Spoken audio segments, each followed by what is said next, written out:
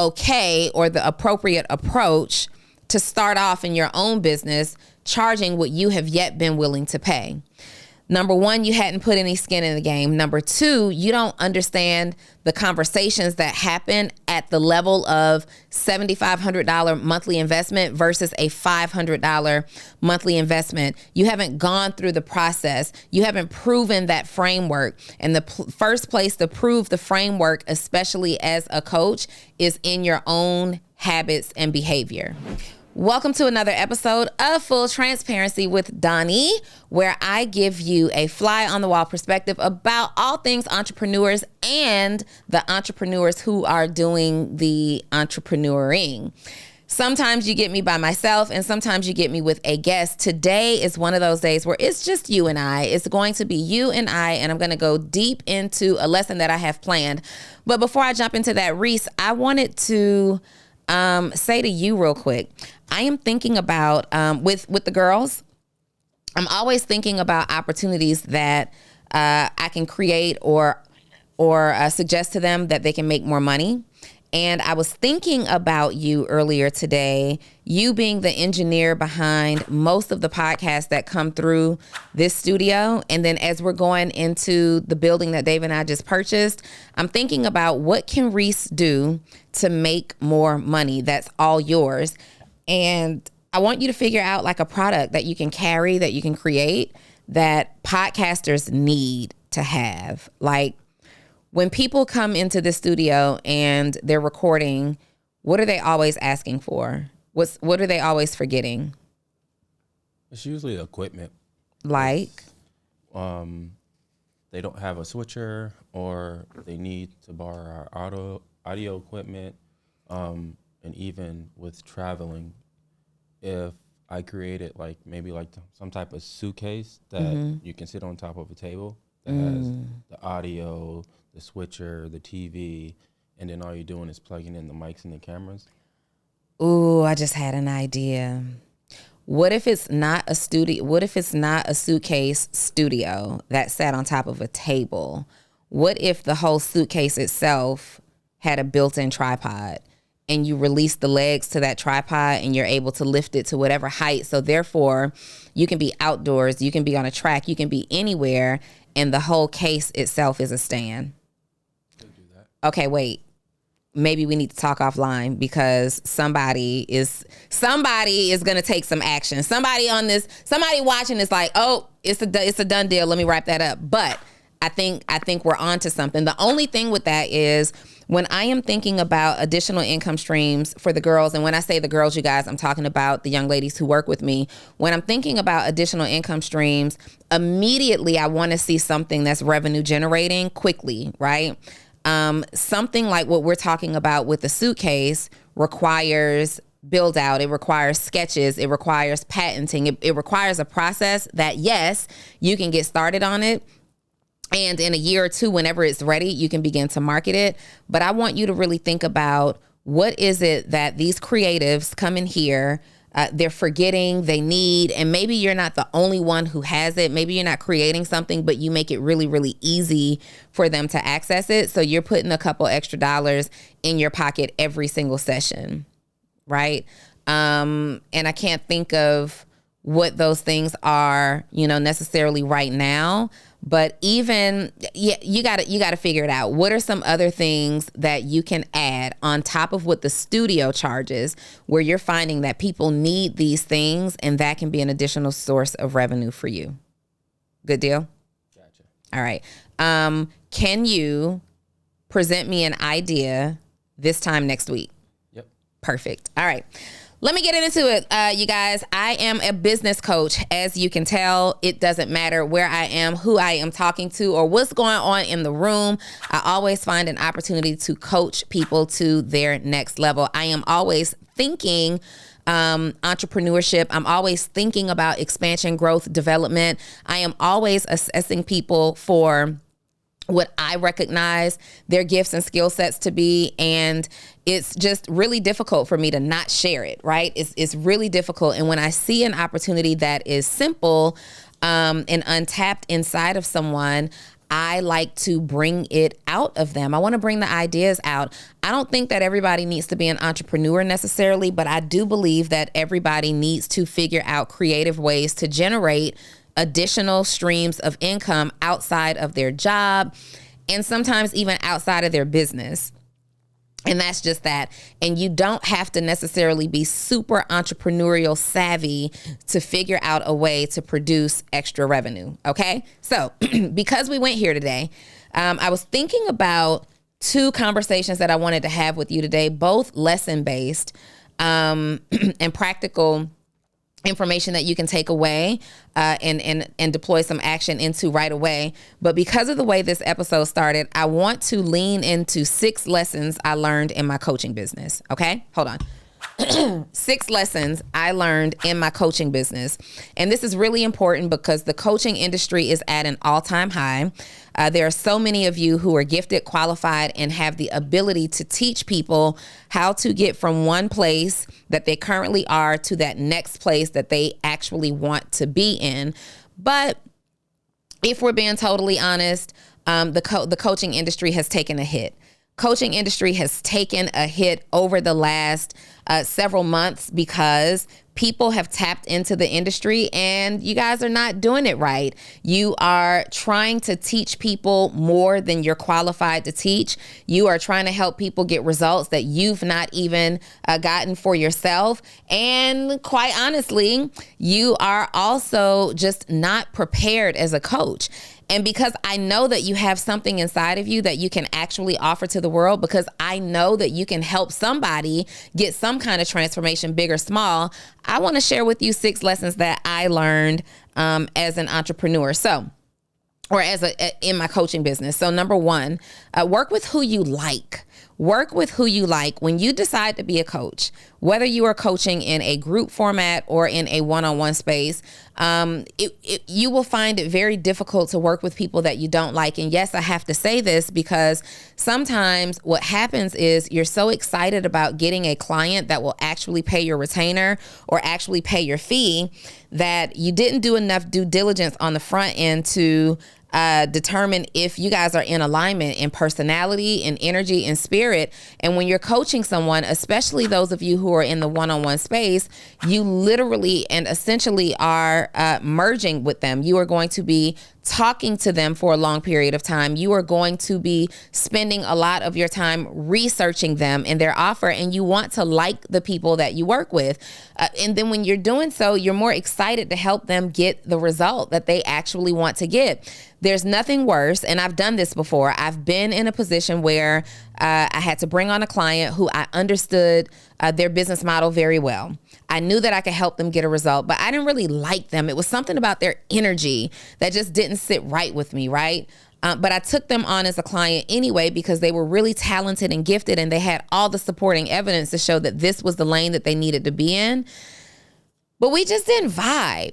And I would, every single week when it was time to have their session, dread coming to this session. I'm talking about dreaded.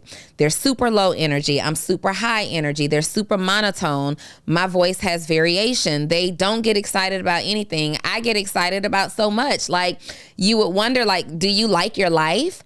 I didn't like it. Number 1, work with who you like. Number 2, a second lesson I learned in my coaching business: the more you charge, the more they work.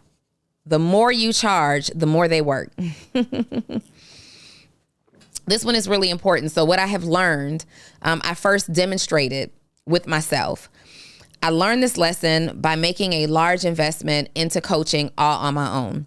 Hey, are you a service-based entrepreneur that helps your clients or customers get some type of result, but you're struggling to post and communicate your message on social media? You don't know how to type a caption that connects and gets people's attention and converts them from just someone who's following you on social to becoming your customer or your client. Great news is that's my superpower. So I'm sending you 3 text messages every single day, excluding major holidays, directly to your phone of exactly what you need to post to get people to buy and convert them into clients and customers. All you have to do is join my program, Post to Paid, and you can do so by texting the words Post to Paid to 404-737-2767. And the best news, It's just $37 a month. So hurry up, send me the text. I'm looking for it now. And there's something about when you or your client makes a large investment, they respect the investment at a higher level. When you are charging a very low rate and a rate that is affordable for your ideal audience, I'm not talking about compared to the world. I'm talking about think about who you serve and that rate being affordable for them. There's no like skin in the game. There's no incentive to say, oh, I better make this work or I better make this work. When your prices are in alignment with the top of someone's budget or exceeding their budget just a little bit, then they tend to say, oh, if I put this money into it, then I need to get the result. They tend to show up on time. They tend to complete the homework assignments and come back with deliverables. Now, obviously, there's nothing that's 100% foolproof. But what I'm saying is if you make it too easy, it's really hard for them to get the result because they don't respect it. They don't put the same effort into easy and inexpensive as they do into difficult and top of budget. The third lesson that I learned in my coaching business is that strategies and frameworks can become outdated. You have to consistently improve. You have to consistently remain a student of your industry. Think about it. When Instagram first came out and all the coaches started talking about building business on Instagram specifically, and they were giving you these ideas of the picture and the caption and the 3-second video and leveraging the hashtags. Those frameworks were critical to some entrepreneur, to some person at that time, right? 10 years ago, however many years ago. But that framework didn't include reels. That framework didn't include carousel posts. That framework at that time didn't include trending audios. That framework didn't include monetizing via the platform. So if that person is still selling that particular framework that way, they are likely not making a lot of money, or they are presenting a very disappointing and deflating offer to their audience. So strategies and frameworks can become outdated. Make sure that you are very connected to your industry. Make sure you are keeping up with trends. Make sure you're attending conferences and having conversations with people who are entering into your industry so you can stay aware of things that are changing. And as things are changing, yes, you want to update your strategies and your framework. Okay. The fourth thing that I learned in my coaching business is the importance of investing in coaching for myself. It is so important to invest in coaching for yourself, especially if you're a coach. Now, here's the thing. I am an advocate of you investing in coaching for yourself, regardless of what your job industry is or career path is, regardless of your relationship status. Now, coaching is going to be beneficial to you in so many areas of your life. And you can have multiple coaches teaching you multiple things. I personally follow the framework of only working with one coach in a particular lane. So if I have a business coach, I typically only have one business coach unless I am working on very targeted areas. So I might have two business coaches if one of them focuses only on marketing and then the other one focuses only on SOPs, standard operating procedures. That's two totally different lanes that I can be coached in simultaneously. I hope that makes sense. But it's the energy of when you make an investment in yourself, you exude a certain energy that encourages other people to make an investment in you as well. It's really difficult to convince people to spend money investing in themselves by way of your coaching if you're not getting coached yourself. In fact, it just doesn't make sense. It's a complete conflict of interest, so to speak. If you don't believe in prioritizing coaching for yourself, why would someone want to prioritize you as their coach? It just doesn't make any sense whatsoever, right? So you want to make sure you're investing in coaching for yourself, but not only that, you want to invest at least one time in coaching where the investment required is in alignment with the investment that you charge, right? Let me give you an example. So If you are someone and you are currently being coached, and maybe you're paying a coach $500 a month to help you achieve a certain result, but you have a package that costs $7,500 a month to work with you. Well, if you've never invested $7,500 a month yourself, I personally don't believe that it's okay or the appropriate approach to start off in your own business charging what you have yet been willing to pay. Number one, you hadn't put any skin in the game. Number two, you don't understand the conversations that happen at the level of $7,500 monthly investment versus a $500 monthly investment. You haven't gone through the process. You haven't proven that framework. And the first place to prove the framework, especially as a coach, is in your own habits and behavior. Fair? So I want you to reevaluate your pricing, take a close look at it and say, am I willing to invest at the same level that I expect others to invest in my offers? And if the answer is no, I want you to either reevaluate what you're offering and how much you're offering it for, or go out and intentionally seek an investment so you can create that experience and know what it should look, feel, and sound like in your own life. Okay. Number 5, the 5th lesson I learned in my coaching business: set expectations and boundaries immediately. But not only do you set them, you stick to them. You stick to them. You stick to them. You stick to them. In fact, if you are taking notes right now, I want you to write it out. I set boundaries and I stick to them. This is one of the biggest lessons that I learned as a coach, specifically because when you're bringing clients on, especially high-level clients, especially in a one-on-one or very small, intimate group-sized setting, when you're doing that, you want to over-deliver. You want to over-serve. You want to exceed their expectations. You want to exceed the goals that they set on accomplishing with you.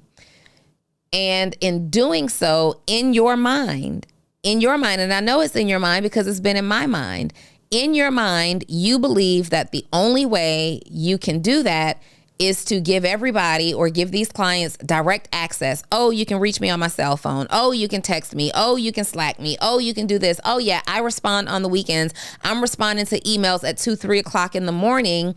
And you create these expectations through the boundaries that you do or you don't set, right?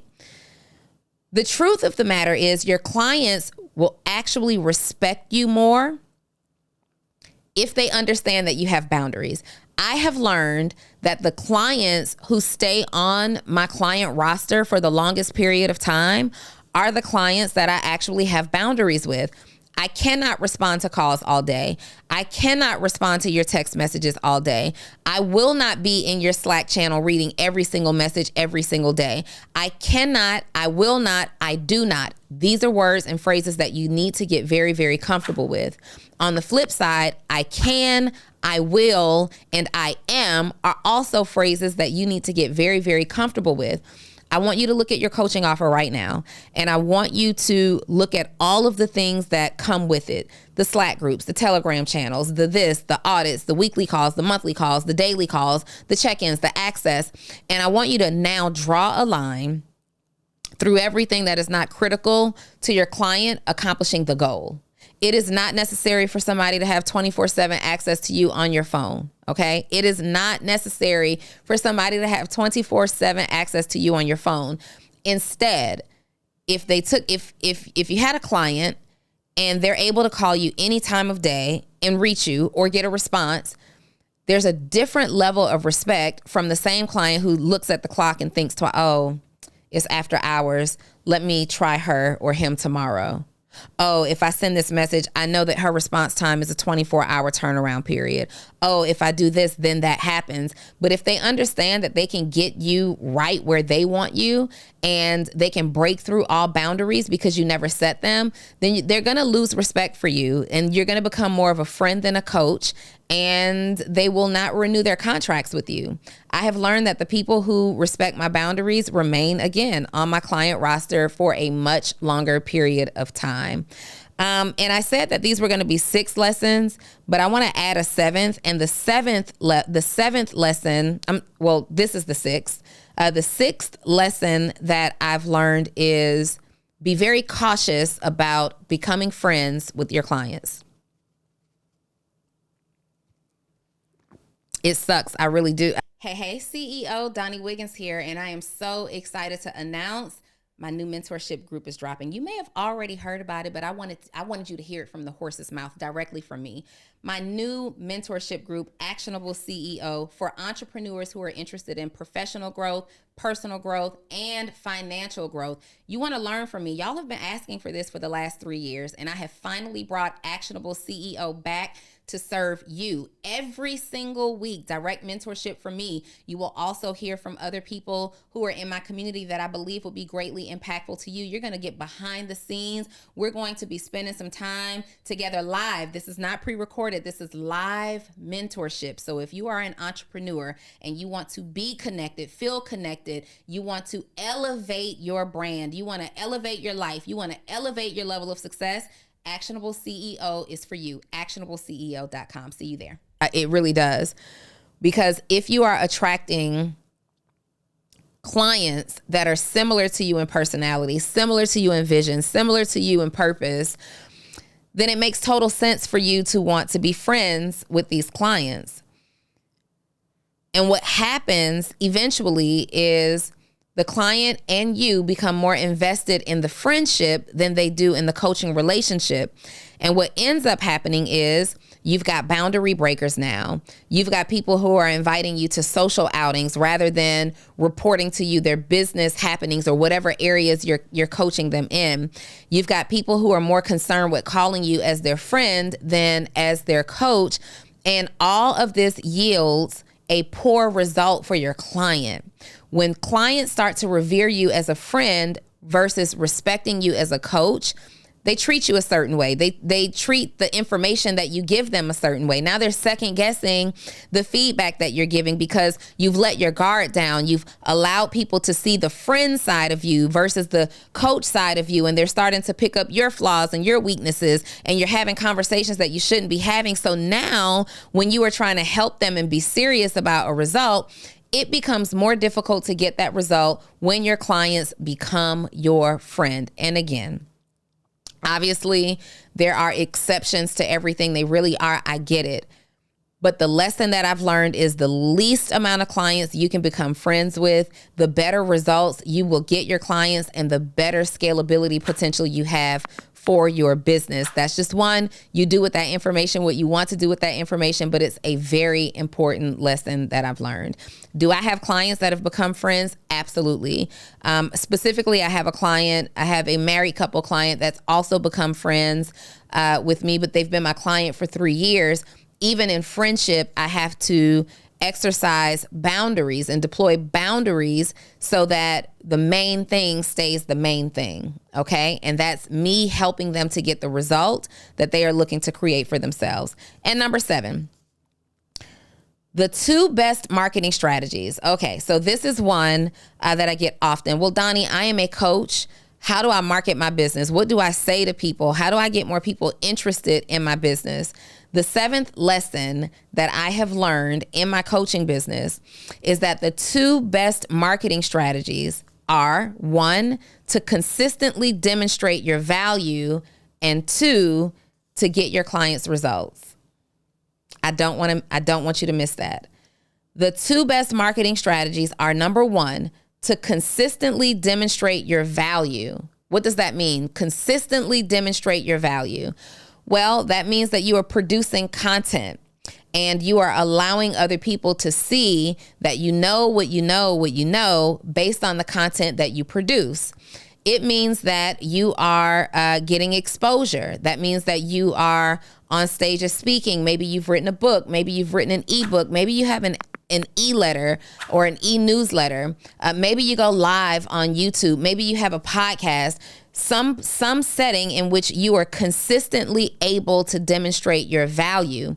And you can start that piece for free right on social media. How many times can you go live, do a 30-minute, 45-minute, 60-minute video, where you are demonstrating your value about your particular niche industry and market. And you then save that video, download that video, put it into a platform, an AI tool like opus.ai, and allow Opus to chop up some clips for you. And now you've taken that 1 hour, 45 minute or 30 minute live stream video that you did. You're repurposing it into shorter form content that you can now put on YouTube. You can now put on Instagram. And depending on your industry, you can even upload some of this stuff to your LinkedIn. You can put this content everywhere. You are consistently demonstrating your value.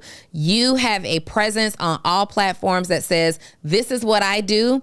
This is what I know. Let me show you how. Let me talk you through it. Let me help you get this result. And people now are seeing this and they're being conditioned to associate you, your name, your brand with whatever problem it is that you solve. You have to consistently demonstrate your value. And let me say this about that. Putting up posts on Instagram isn't necessarily a consistent demonstration of your value.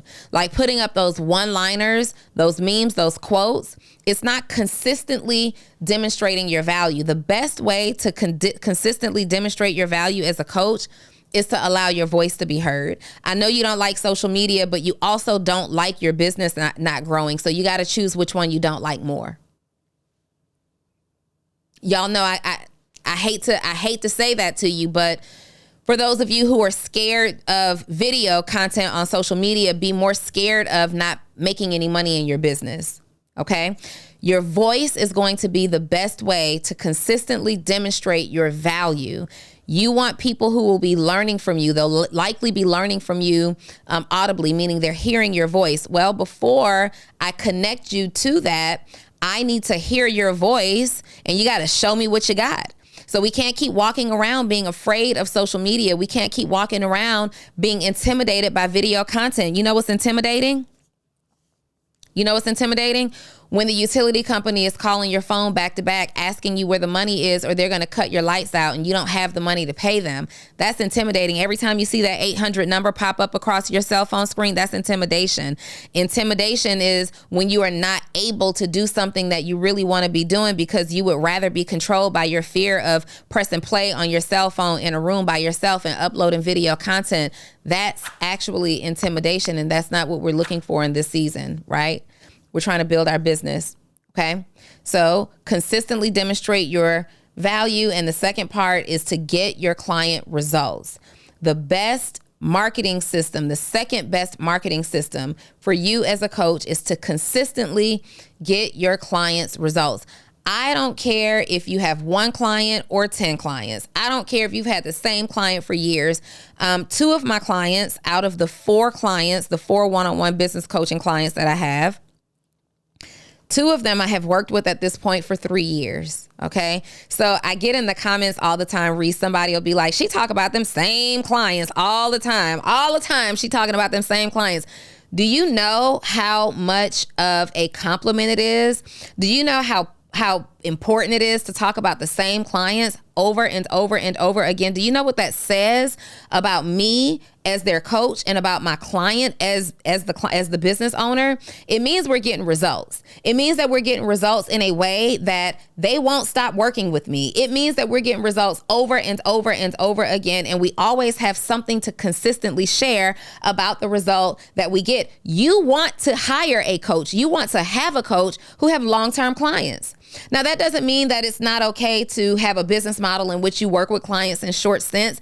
It's just not necessarily my business model. People come into my system of the coaching environment and we become married. We become committed and connected. I become an integral part of their business and an essential expense for them because of the results that I happen to consistently help them get over and over and over again. You want to make a lot of money as a coach? Go for clients that you're working with for a long period of time, and it's predicated on the fact that you get them results. You get them results, right? You're getting your clients results. Now, When you are getting your clients results, well, Donni, how does that translate into a marketing strategy? Well, because those clients then start advocating for you. Those clients then start creating posts about you. You can then go to those clients and ask for testimonials. Your clients will do anything you want them to do if you're helping them to get results. They want to nurture that relationship just as much as you're nurturing your relationship with them. Then you take those testimonials and you share them with people. You put them in your emails. You put them in your newsletters. You even refer to them in your book. You put them all over social media. You take those same clients who are demonstrating results and you go live with them. You create additional video content with them outside of your client coaching relationship. You leverage the results that you are getting for other people to attract new people to you. Guys, there is a science to coaching. There is a science to winning in the coaching industry. There is a reason why you have some coaches like myself that have been around for more than 10 years, and you have coaches who couldn't survive the last 2 years, because people are so committed to figuring out a quick way to make money. I got to get new people, whereas my strategy is to build a community of individuals that I can create impactful offers for, and they buy them, they need them over and over and over and over again. Successful coaches are in it for the long game, not the short game. Successful coaches are in it for the long term, not the short term. And you got to decide which side of the playing field you want to be on. I learned very early in my career that I did not want to have to consistently chase down new customers over and over and over again. I just didn't want to do that. And thank God I built with that strategy, because fast forward to today, fast forward to 3 years ago at this point, I've not ever been able to run ads. The moment I thought that I was going to be prepared in my business model to run ads, Facebook won't allow me for whatever reason to run ads. My account is flagged all the time, and I haven't been able to do it. Well, thank God I actually built a business model that allows me to be in it for the long term with my clients. Thank God I built a business model based around community, so I always have something to offer, and there will always be some people who need it. There will always be people who need it. I guess I start doing these, I start having these conversations. I start going on these tangents. I started this episode and saying 6 lessons. And Reese, I really meant that. Like, I really wanted to teach only 6 lessons, right? Because I understand that people, they absorb information in small segments, but I got to add an 8th lesson on here.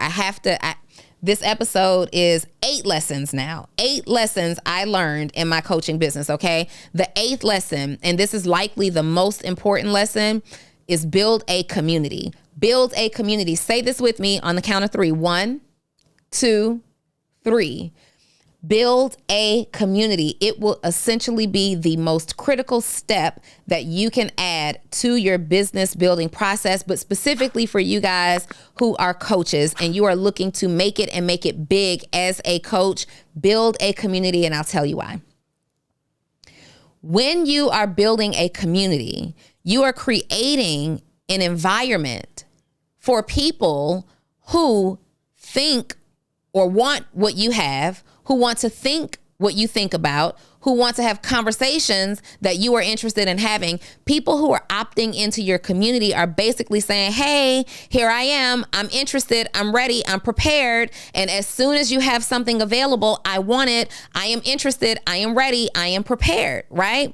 Now, it's so beautiful because you don't have to go out into the whole world looking for customers and clients. They exist already right in your community. They exist already right in your community. And these are people who are opting into you. These are people who are opting into you, basically saying what you're talking about, I'm interested in, and I need to be here to get more and more and more and more from you. Your community is where you want to do your market research. Your community is where you want to test out new products, offers, and ideas. Your community is who you're creating things for. Your community will tell you what they need from you next. Your community will check you when you need to be checked. Your community will essentially be the heartbeat, the pulse of your business. And the more active, the more engaged, the larger your community becomes, the bigger the heartbeat, the more blood going through. The blood going through is the revenue that's being generated, the impact that's being created. Build a community in your business. If you are not interested in community, meaning people who are are gathering in one place, people who are a part of the same idea, philosophies, talking about the same thing, looking for a similar result. If you're not interested, the coaching space may not be for you. It may not be for you, or it may not be for you at scale. Okay? So that's something to consider. 8 lessons I learned in my coaching business. I'm going to recap them real quick. Work with who you like, number 1. Number 2, the more you charge, the more they work. Number 3, strategies and frameworks can become outdated, consistently improve. Number 4, invest in coaching for yourself. Number 5, set boundaries immediately and stick to them. Number 6 was don't befriend all of your clients. Number 7, the 2 best marketing strategies are consistently demonstrating your value and consistently get your clients results. And number 8, build a community. Speaking of community, I have a mentorship community of my own. I love how that just kind of worked itself in there. Am I mentoring you yet? Are you working with me on a weekly basis with hundreds of other entrepreneurs who get to ask questions, who get to see behind the scenes of how I'm building my business? I let you guys in on my team meetings. Like, you get to see what it's like to actually build a multiple 7-figure brand. We talk about lessons that are designed to help you improve in your personal development, your professional development, your financial development. It's an actionable community, meaning every single week you are encouraged in a way to take action that's actually going to move the needle in your business. And that's important. You need to move the needle in your business. It's not that you don't have a great idea. It's not that you don't even really know what to do all the time. You just don't know the right things to do in the order in which to do them to literally experience a shift in your business, to move the needle along in your business. And that's what I've created inside of my mentorship community, Actionable CEO. You guys, I'm so excited. We brought this back just a couple of months ago. Everybody's loving that community. And it was really important for me to create an environment where people who won't ever have the opportunity to work with me on a one-on-one level can still learn from me, can still be developed by me, can still have my influence in their lives and in their business. Like, you do get to ask me questions and get my feedback about what you have going on in your life and what you have going on in your business.